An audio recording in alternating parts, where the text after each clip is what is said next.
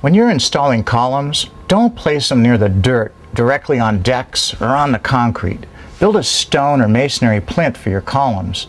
Elevate them so that there's plenty of clearance for running or splashing water.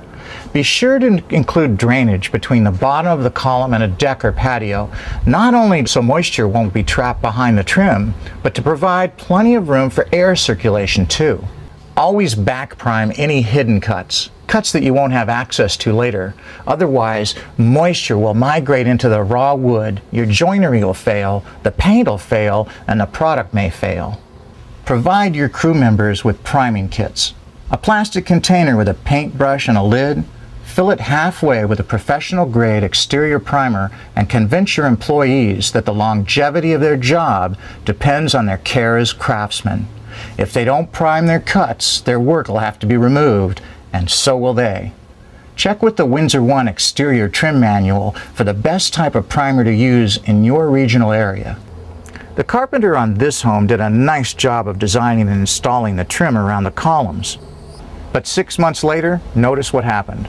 The miters on the columns are opening, forcing apart the butt joints on the plinth wrap and ruining the miters on the Taurus or base cap moldings.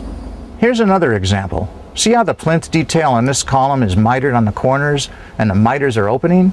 That's because the grain on the plinth is running perpendicular to the grain on the column. As the column absorbs moisture, it swells, but the plinth doesn't swell with it because the grain is running in the opposite direction.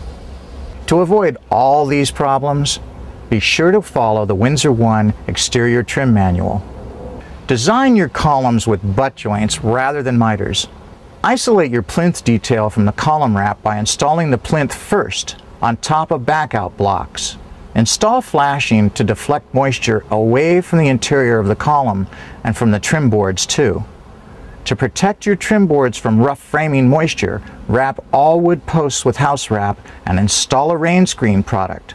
Mitering your base cap or Taurus molding is safe as long as you isolate those moldings from other trim elements. To further isolate and seal your trim boards, use backer rod to create industrial strength flexible caulk joints, which protect end grain from wicking moisture.